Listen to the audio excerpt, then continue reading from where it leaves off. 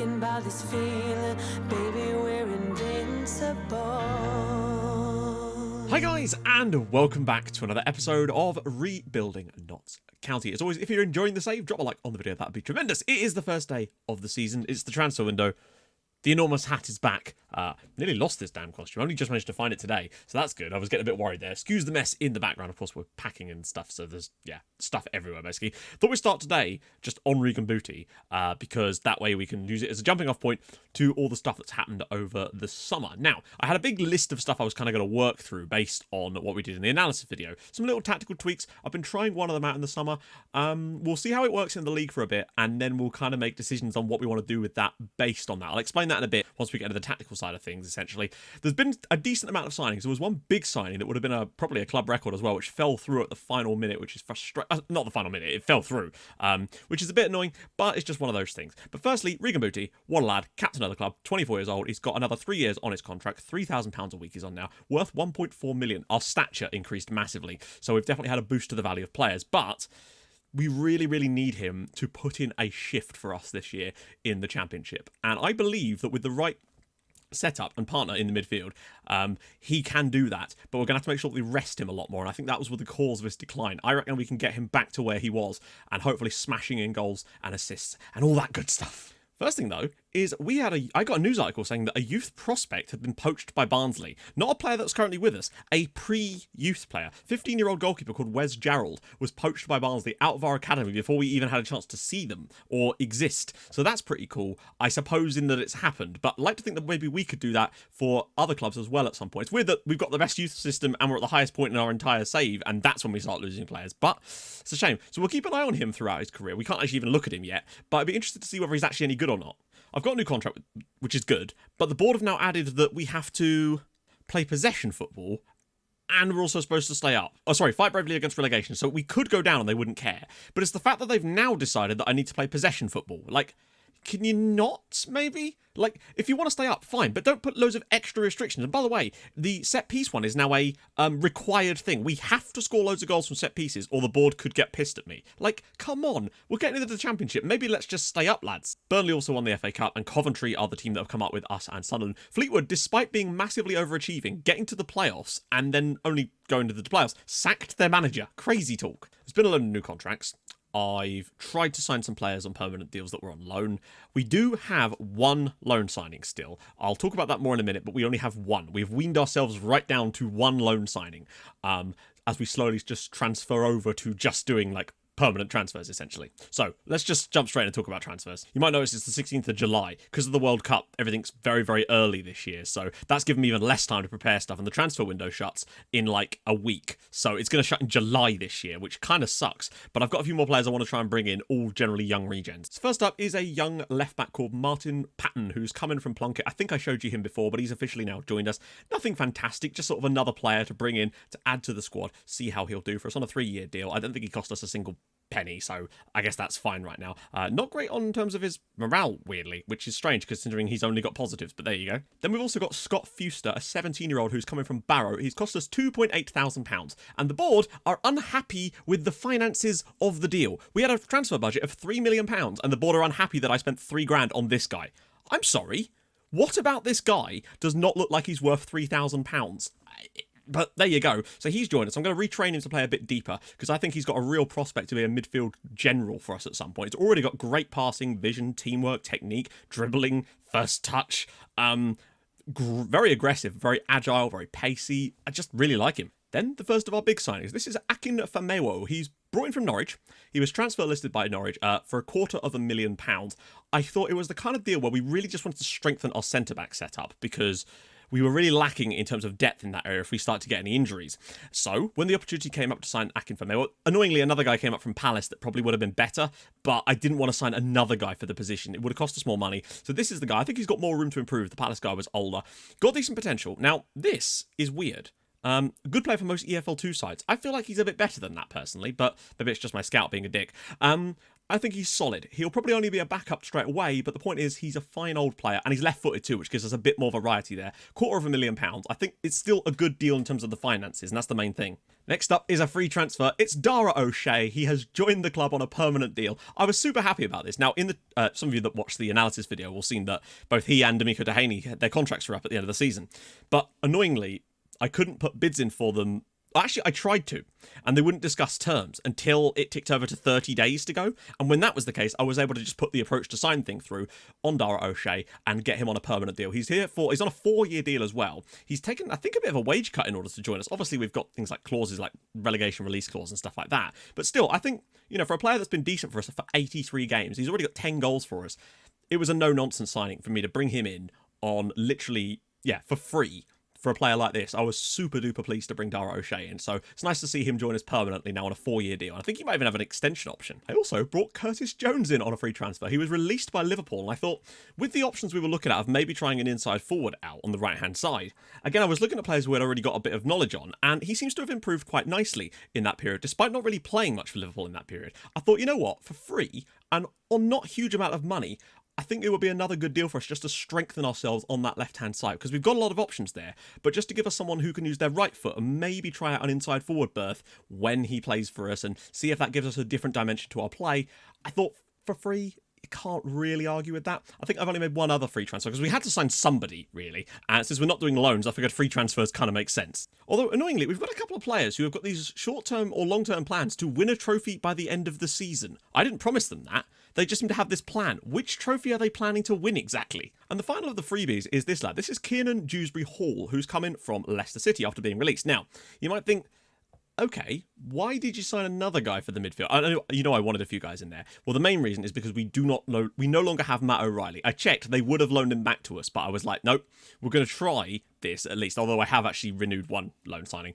But I thought, we're going to try to do this as best I can to try and really restrict ourselves a little bit. So, plus I tried to put a permanent bid in on O'Reilly, and Fulham wanted £31 million, so just a smidge over our budget. But then Kiernan Dewsbury-Hall was released by Leicester City. I thought it looked pretty solid for a box-to-box midfielder. That was the main reason I was interested in him, because he's a pretty solid box-to-box player, and so we brought him in, and I think he'll probably line up alongside Regan Booty with Robbie Burton playing back up to both of them.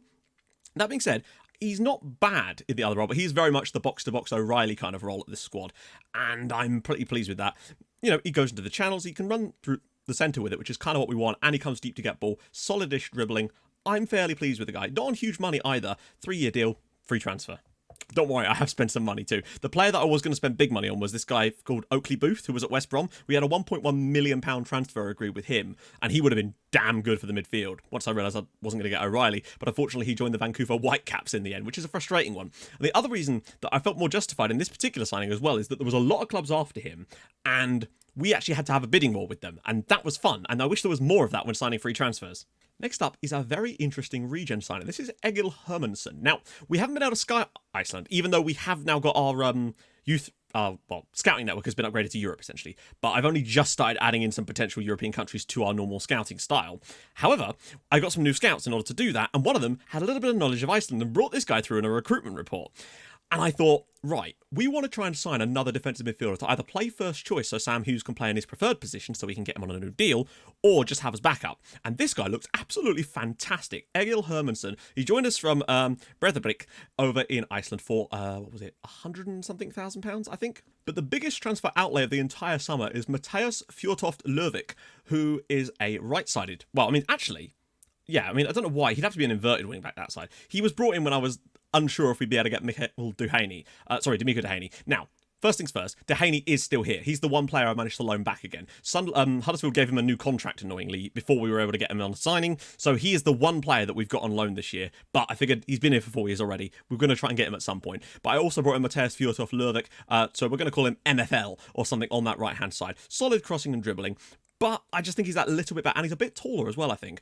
Great stamina. I just think for a little bit of extra backup. He's cost us £500,000 from Molde over in Norway. So, yeah, I think he's a solid signing as well. On a decent wage, but not too much either. New contracts as well for Akinola. He's on like £9,000 a week now, but he needed it. New contract for Tyrese Campbell as well. He is the highest paid player at the club. I think he's on just over £10,000 a week now. So, but that's fine. I think we've also got rid of his highest wage clause from his contract too, so that's fine. And he's on like a 4-year deal too. So that's kind of where we're at this point. Like, so we've got one loan signing now as we slowly wean ourselves off of it. And he's a player that was here last season anyway. We've brought in mostly permanent transfers. In fact, all permanent transfers other than that. Strengthened in a few little areas. And don't worry, I've signed some players for the future as well. First of which is Matt Wolff. He joins us later in August this year. He was one of the the central midfielders I was looking at. He's coming in for like £20,000. Not a huge amount of money. I don't think he's a particularly fantastic signing really in the grand scheme of things, but he's coming. I think I also mentioned the guy we had from on loan or on trial from Ballymena. He has also agreed to join us for £3,000. I think there's a bit more to like about this guy. He's got some standout attributes. Like his passing is excellent. He's got great technique, first touch. Bravery, aggression. He could definitely be a bit of a ball winner in that midfield. We've also got David Reynolds, who's coming in from Hearts for around about £120,000. The main reason I'm interested in him is because his composure's solid, but his finishing is not. Decent determination and okay dribbling. But it's the fact that his potential, according to my scouts, is that extra star, that extra half star, makes me think this guy might have really high ceiling on it, and we might be able to get a lot out of him given the right training. So for £120,000, I thought, you know what, let's give it a crack. He doesn't join us yet, though, not till like next summer. And the last one is this lad. This is Brian Graham, and it's kind of a similar story for him, but he's only cost us like £30,000. He's a centre-back who doesn't have amazing marking or heading or anything like that. I just kind of wanted to sort of try it out. He's also got very low flair. But in addition to that, I'm also working on potentially 3 more of these type of signings as we speak. So you'll probably know if they've worked or not by the next episode. They're essentially just a few trial players. So that's kind of where we're at the moment. Now, I'll show you the tactical change because we're obviously starting off today at home against Cardiff City, which is not going to be easy. It's cool that all the fixtures are on the same time on the opening day of the season. That's unusual. Usually they don't do that. But hey, fair enough. So obviously, this lineup is from the last friendly where we were just rotating madly. So we'll just no, we can't do a quick pick. Let's do selection advice. I can change it myself after that. So Campbell there. Coates or Saunders? Coates or Saunders? Why is Ron Coates? Oh, he had an injury, yeah. That's annoying. He's had an injury that's missed him a few matches. Ian Saunders is wanted by some players on loan, but the homegrown nature of him is very, very important, particularly as we need that. I'm going to persist with Ron Coates. We're going to go with Booty and Dewsbury Hall in the middle. Hermanson will start in that spot there because it means that Sam Hughes can sit slightly deeper now, and it will give us a little bit more depth in that role. Unfortunately, we're going to have to play Stephen Lennon in goal today. Walker on the left, Dehaney on the right, which is always very nice, but a definite stronger lineup overall. Didn't manage to find ourselves a real good backup striker to Campbell, so Mehmet Çivic will be that guy for us this year. A very different type of player, but I'm okay with that. And again, plenty of options on the left and the right this year, but it's the Championship. If we stay up, that's all we really need to do this year. Stay up, start bringing through this talent, see if we can have anyone that stands out for us, I think this might be the first year where we really struggle. And the one change I made was to turn this wigger role into an attacking role and move this back to support. I like to have it asymmetrical normally, but I think that the problem we were having was not getting the best out of this side of the pitch in general. And the other solution I came up with is just making this an inside forward so that this is back on attack again and you can go past him. So we'll try out both ideas. This is the first one I want to try out for a few games, see how it does. It's really hard to judge things at this point because we're going to be playing a much higher caliber of opposition. I would settle for one place above the relegation zone this year, but I do want to survive. I think we've got enough in the tank for that at least. But we're just going to go out there and do our best. We are at home at least on the opening day of the season. We've got to make the most of some set pieces and just keep trying our hardest this year. It's going to be a tough old season, but I think there's enough teams in this league that we're capable of beating that we should be able to stay up. But you never know. Maybe we were on for a real struggle. But once again, it was another season where my scouts, I think because they're too busy scouting the regens, really struggled to find me any sort of reasonable talent. They either pick up free transfers because they're notified in some way, and occasionally, one of them will bring me some knowledge, like Hermanson. That was a key one, and also Fjortoft. But other than that, they really didn't bring me a great deal. And I did have short-term focuses. Everything was set up quite nicely. But yeah, that's why I quite like doing the scouting myself, because I can trust myself more than them. Around the side for Coates. He's got an overlap there. Back to Hughes. Dehaney. This is what he does best. Can he reach it? He does. Campbell over the crossbar. Good. Gets the ball. Whips it round the side for Romay Campbell. Not Romay Campbell. And he's all the way in there. And a great save in the end by Neil Everidge. Very, very tight angle, but solid enough so far. Cardiff have really only struck from range so far, which is a good sign.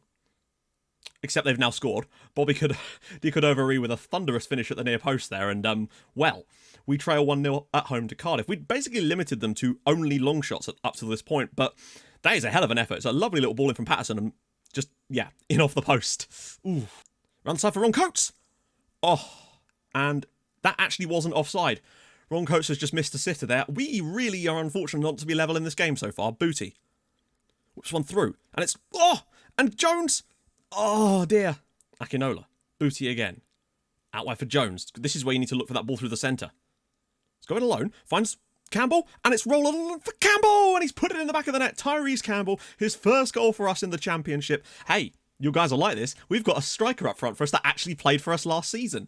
and was our top scorer. Curtis Jones actually does really, really well driving into the middle here, opening up a bit of space. Ball initially put through, and Campbell sort of falls over it, but the keeper's really poor at getting out there. And Campbell, I think that counts as a one-on-one, don't you? There we go, 1-1. Humped away, and Hermanson picks it up. Looks long for Campbell. Look at the space on that left-hand side. He's got Curtis Jones in. He has to find somebody. Surely this is Ron Coates' back post territory.